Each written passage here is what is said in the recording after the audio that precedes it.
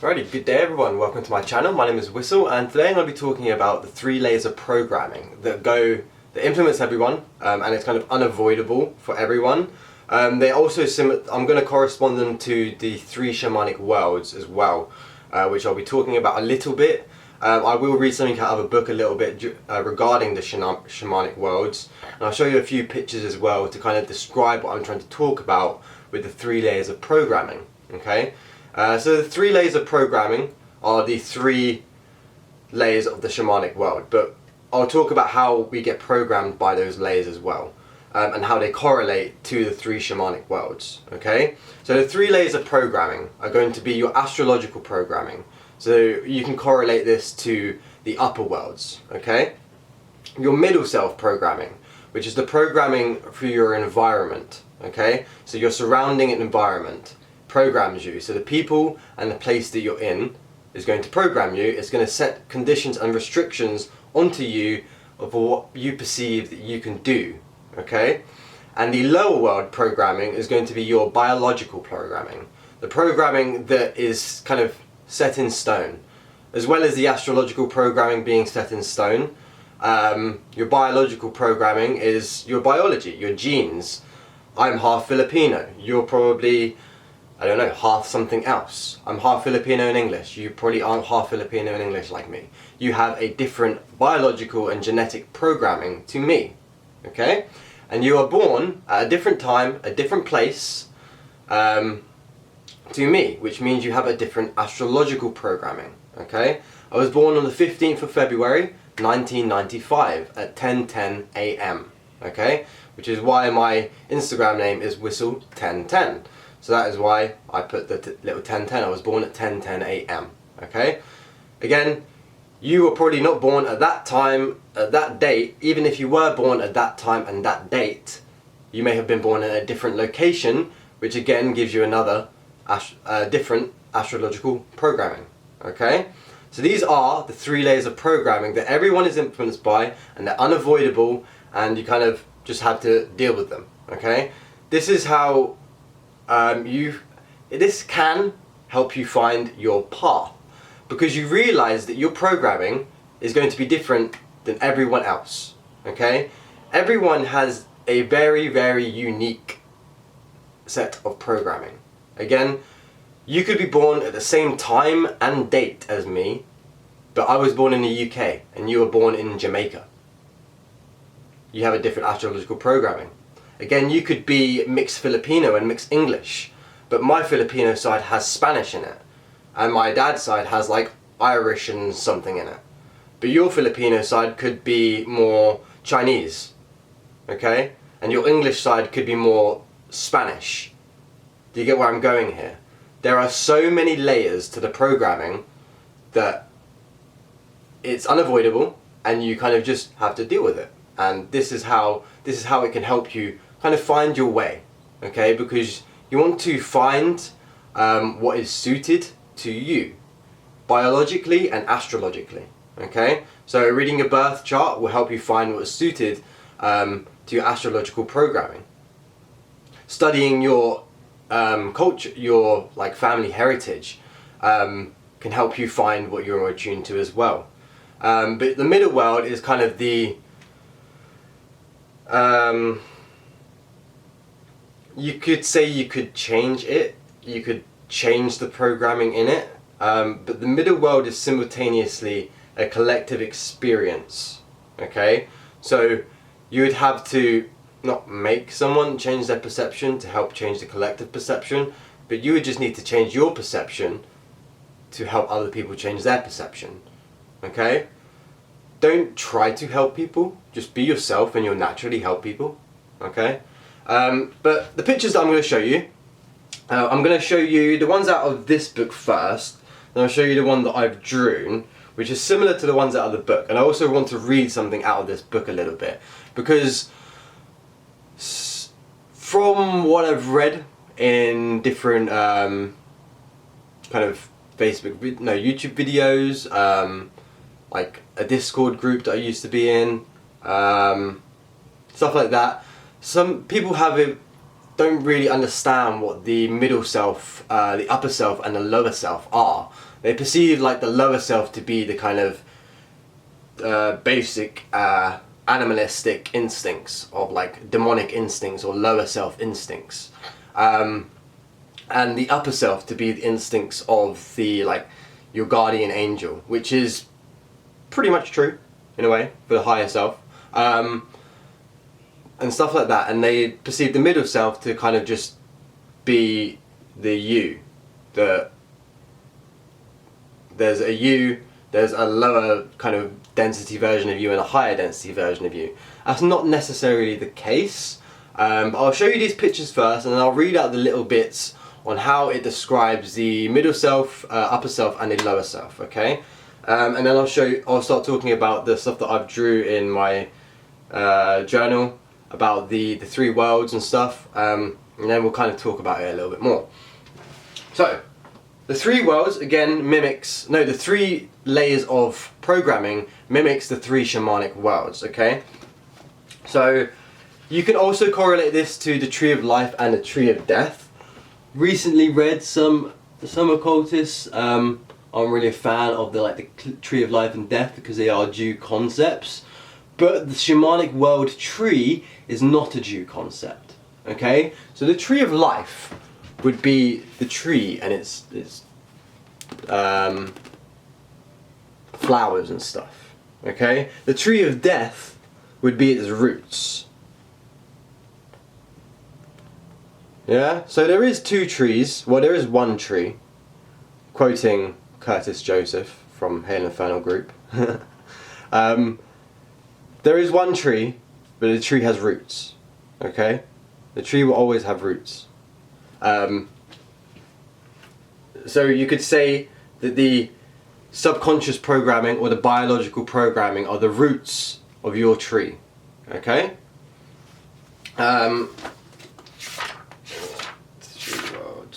This is it's more relevant to Norse, but it's a good way of picturizing the three worlds, so I'll just show you this anyway. That's a good way of kind of formatting it, but that is more Norse terminology for the three worlds.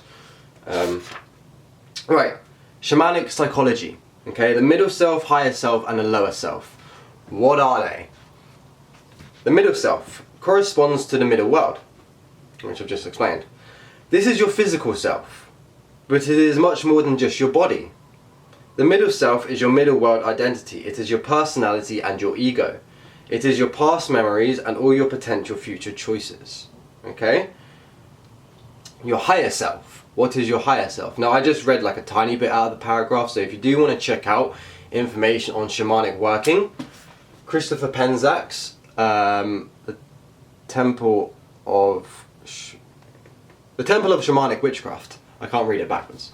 Yeah, it's a very, very good book. Like, there isn't much books on shamanic workings that you can get that are that have been adapted to kind of witchcraft practices. There's more just straight shamanic work, and this is semi-formatted it in a way that a practicing witch can apply it. Okay, even if you weren't a practicing witch, you could apply a lot of this stuff in this book in particular. Since I feel like people watching this will be interested, I'm going to quickly read kind of the chapters. So chapter 1 is witchcraft and shamanism. Chapter 2 would be opening the veil. Chapter 3, making sacred space. Chapter 4, the roles of a shamanic witch. Chapter 5, the worlds. Chapter 6, the world aside. The underworld path, the starry road. Walking with spirits is a whole different paths, okay? The higher self. The higher self is your divine immortal self. Some think of it as your soul or spirit.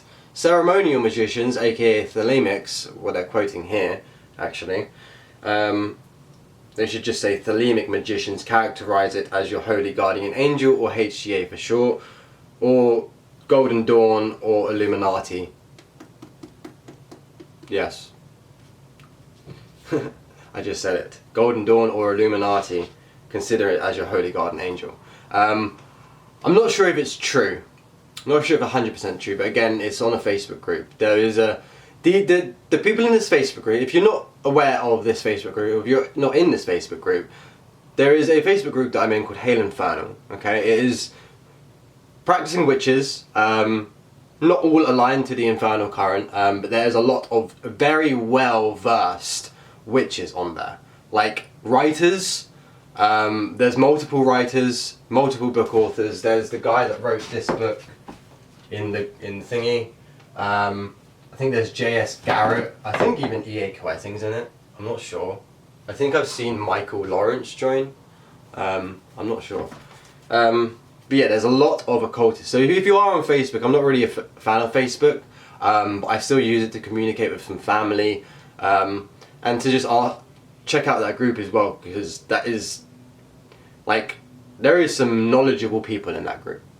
If you're interested and you use Facebook, drop a comment down below, and I'll probably link it or get you invited or something. But yeah. So yeah, your higher self, again, ceremonial magicians or thelemics, characterized as your HGA. It is not a protective spirit in the ways most people perceive of a guardian angel, but is your own angelic or divine essence. And what's her name? What is her name? Crap, forgot her name. Asjahi. She calls your guardian angels your emanations of your weaknesses. So that kind of basically says the same thing. Is your own angelic or divine essence, but it would be an emanation of your weaknesses. Because why do you need these astrological protections if you were so strong? Again, it would make sense them being emanations of your weaknesses, which is a pretty cool thing to perceive it as, but it also says, well, we are kind of weak until we like get stronger and like astrologically stronger, or our aura field is bursting electronics and stuff. Anyway, the lower self is the intuitive, gut level wisdom we all hold. So it is not your demonic self, it is not your lower self or your basic animalistic instincts, as most people perceive it to be. That would be your middle self, most likely, okay? They correlate with each other a bit more, but your lower self is your gut level instincts that we all hold. Some think of it as your body's wisdom, others think of it as your subconscious self, okay? When you feel something in your body, perhaps about whom you trust or not trust, or when you get a sudden flash of insight, that is your lower self speaking, your inner demons speaking, okay? So those are the three selves, and I think there was one more picture I wanted to show you. Yeah, there was. And I can't find it. I knew I wouldn't be able to. Yeah, I can't find it. No. There was yeah, I'm not going to be able to find it. Alright, that sucks, but oh well. Quickly? No. Alright, I'm going to talk about the little drawing I had in my book. So, the upper world could be what you could call your superconscious programming. The lower world would be your subconscious programming, okay? And the middle world is just kind of your environmental programming, alright? And then your perception is everything in the middle, alright? So I'll kind of, it's a bit small, sorry about that, but and my camera's not really focusing, so I'll kind of point to what I'm trying to explain. So in the middle you can see this bit of writing, that says perception, okay? I'm going to flip this around so it looks a bit more like a kind of eye thing.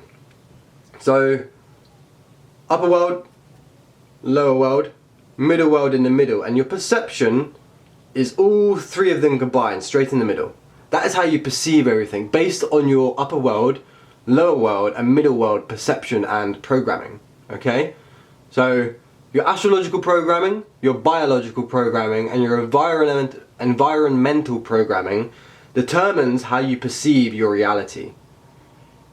I flipped it this way so it looks like an eye, a slitted eye, okay? So that is how you perceive your reality based on the programming that you have into you. Again, these programming is unavoidable. is unavoidable. Alrighty? So again, lower world, your subconscious and your biological programming. Middle world is your environment, your environmental programming, and you. And your upper world is your astrological programming and what people perceive as your guardian angel, or some would call it your higher self. Okay? But that is the 3 layers of programming that everyone gets influenced by. Unavoidable, but you can change some of the influences. Mainly your environmental influence. You can't really change your biological influence unless you have like something like a sex change or something. Then you've really changed your biological influence there.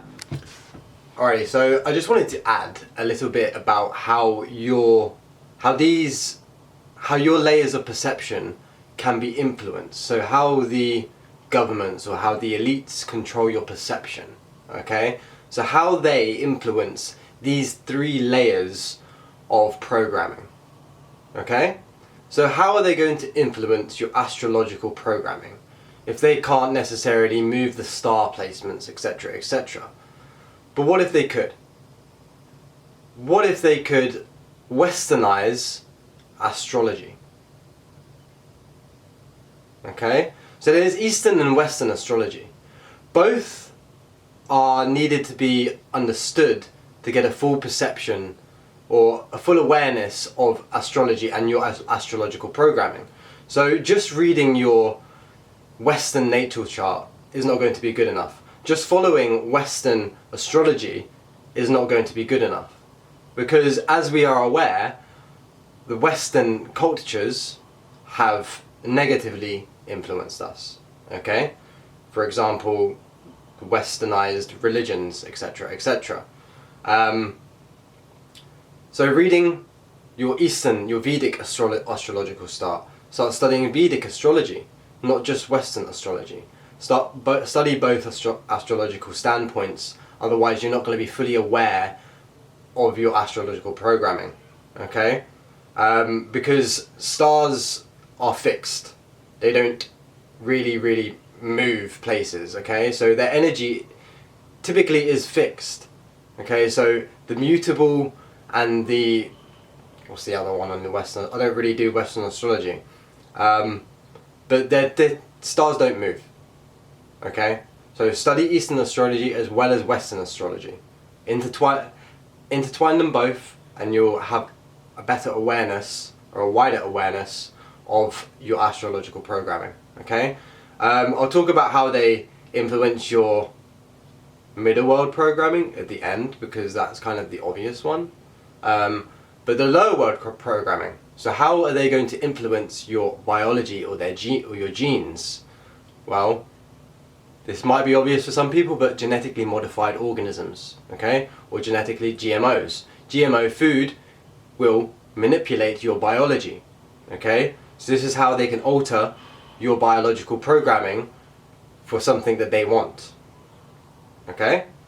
Now what about the middle world? So, your perceivable reality. Okay, well that is, again, pretty obvious actually. They can do this through television. What you perceive, what you see here, they can influence you within that aspect. Okay, so advertisements, watching television, okay?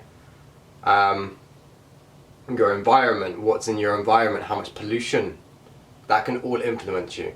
Those sort of things can also influence your lower world programming and your biology through epigenetics. Okay, so this is why I wanted to talk about it last, because it can also influence your biological programming through time. Okay, so your environment will actually alter your DNA through epigenetics. This is known as genes triggering through stimuli, essentially. Different stimuli are going to trigger certain genes. Genes are going to be dormant if you're in a place that's not conducive for you, and genes will start to trigger and awaken if you're in a place that's more conducive to you. Okay? So these are the ways that the governments and the elite people influence your 3 layers of programming. Okay? But I will go back to the next part of the video. I think it will be near the end anyway, but we'll go back to that bit. Those are the 3 layers of programming. Thank you for watching. Like, comment and subscribe, and I hope to see you next time. Peace out.